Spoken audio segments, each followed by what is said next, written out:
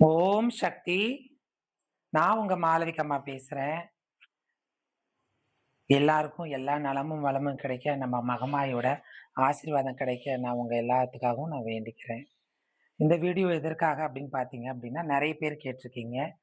"அம்மா என்னம்மா பெருமாளுக்கு எழுதியிருக்கீங்க, கிருஷ்ணருக்கு எழுதியிருக்கீங்க, முருகனுக்கு எழுதியிருக்கீங்க. நம்ப அம்மாவுக்கு வந்து நீங்க பாடல் எழுதலையா?" அப்படின்னு கேட்டிருக்கீங்க.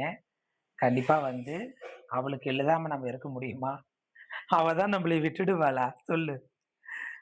முதல் பாடலே தை மாதம் தைப்பூசத்தன்னைக்கு நான் முதல் பாடலே விரதமாக இருந்து எழுதின பாடலே நம்ம நாகமுத்து மாரியம்மனுடைய பாடல் தான். இந்த பாடல் எல்லாம் நான் எழுதுறதுக்கு ஒரு ஊக்கமா இருந்தவர் பார்த்தீங்க அப்படின்னா, என்னுடைய நண்பர் அ சேலம் சக்தி அவர்கள் தான் இந்த இவ்ளோ பாடலுக்கும் ஊக்கமா இருந்திருக்காரு. "நாகபீடத்தில் அமர்ந்து நல்லாட்சி செய்யும் நாகமுத்து மாரியம்மா" அப்படிங்கிற தொடங்கக்கூடிய அந்த பாடல். அந்த பாடல் வந்து பார்த்தீங்க அப்படின்னா, எப்படி வந்து இப்படி எழுதுனேன் அப்படின்னா, இந்த பாடல் வந்து பொதுவா மாரியம்மன் வந்து பீடத்துல, பத்ம பீடத்துல, இல்ல சாதாரண ஒரு பீடத்துல உட்கார்ந்துற மாரி இருப்பாங்க. ஆனா, நமது நாகமுத்து மாரியம்மன் பார்த்தீங்க அப்டின்னா, நாகம் வந்து சுருண்டு அது மேல உட்கார்ந்து அபயவரதத்தோட காட்சி குடுக்குறவங்க. அதனால அம்பாளுக்கு பாட்டு எழுதும்போது, நம்ப அம்மாள நெனச்சு முழுக்க முழுக்க பாட்டா எழுதியிருக்கோம்.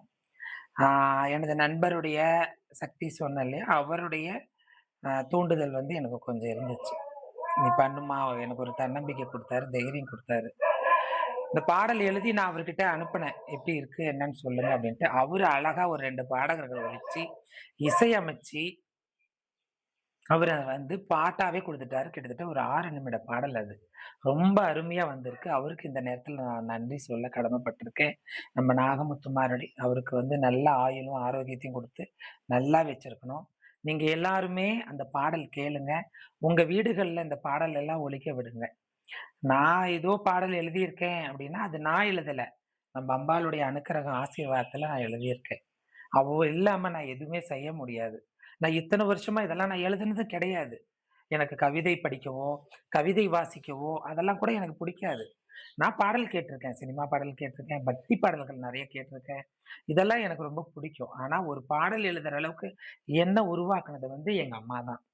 எங்க அம்மாவோட ஆசீர்வாதம் தான். இந்த பிரபஞ்ச சக்தி தான் எனக்கு அந்த ஆசீர்வாதத்த குடுத்திருக்கு. நான் கும்பிடுற தெய்வங்கள்லாம் எனக்கு அந்த பாக்கியத்த குடுத்துருக்காங்க.